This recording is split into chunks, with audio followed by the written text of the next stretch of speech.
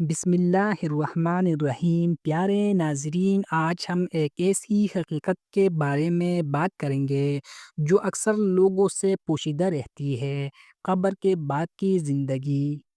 مومن اور گناہگار کے درمیان فرق اور جنت اور جہنم کی پہلی جھلک۔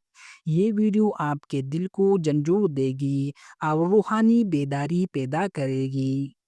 حضرت ابو ہریرہ رضی اللہ عنہ سے روایت ہے، رسول اللہ صلی اللہ علیہ وآلہ وسلم نے فرمایا، جب انسان مر جاتا ہے تو اس کے اعمال کے مطابق اسے قبر میں سکون یا عذاب ملتا ہے۔ صحیح بخاری حدیث نمبر 1338۔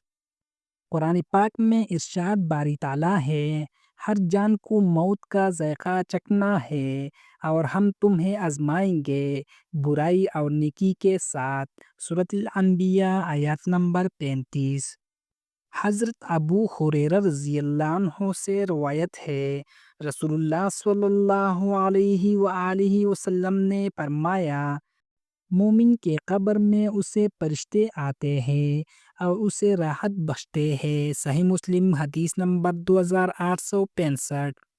قرآن پاک میں ارشاد باری تعالیٰ ہے، اور جو اللہ اور اس کے رسول پر ایمان لائے اور نیک عمل کیے، ہم انہیں ایسی باغوں میں داخل کریں گے جس کے نیچے نہریں بہتی ہیں۔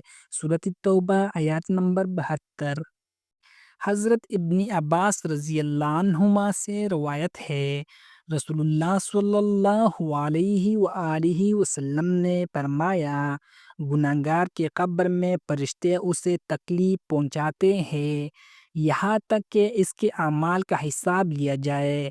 قرآن پاک میں ارشاد باری تعالیٰ ہے، اور جنہوں نے کفر کیا اور ہماری آیات سے منہ موڑا ان کے لیے دردناک عذاب ہے۔ سورۃ النساء آیت نمبر 56۔ حضرت جابر بن عبداللہ رضی اللہ عنہ سے روایت ہے، رسول اللہ صلی اللہ علیہ وآلہ وسلم نے فرمایا، مومن کے لیے قبر جنت کے باغات کی خوشبو کے برابر ہوتی ہے۔ صحیح بخاری حدیث نمبر 1336۔ قرآن پاک میں ارشاد باری تعالیٰ ہے، ان کے لیے جنت کے باغات ہیں جن کے نیچے نہریں بہتی ہیں، وہاں ہمیشہ رہیں گے۔ سورۃ البقرہ آیت نمبر 25۔ حضرت عبداللہ بن مسعود رضی اللہ عنہ سے روایت ہے، رسول اللہ صلی اللہ علیہ وآلہ وسلم نے فرمایا، گناہگار کی قبر جہنم کی آگ کی پہلی جھلک ہے جو اسے ہمیشہ کے لیے ڈرا دیتی ہے۔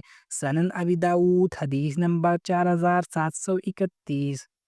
قرآن پاک میں ارشاد باری تعالیٰ ہے، جو لوگ کافر ہوئے اور ہمارے راستے سے رکے ان کے لیے جہنم کی آگ ہے۔ سورۃ البروج آیت نمبر 10۔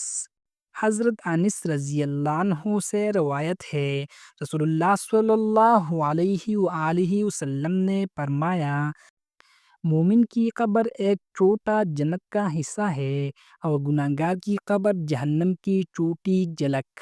سنن ابن ماجہ حدیث نمبر 4282۔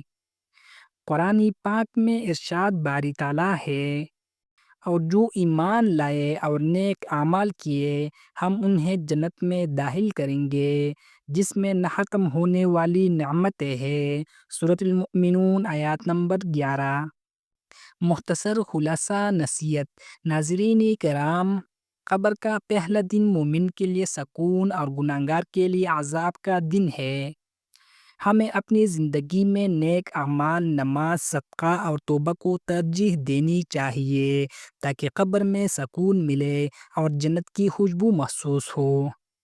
آئیے آج عہد کریں کہ ہم اپنی زندگی کو نیک اعمال سے بھر دیں اور قبر کی تنہائی کے دن کے لیے تیار ہوں۔ کامنٹس میں لکھ کے یا اللہ ہمیں مومن کی قبر کا سکون نصیب فرما، اور ویڈیو کو شیئر کریں تاکہ دوسروں کے دل بھی نرم ہو۔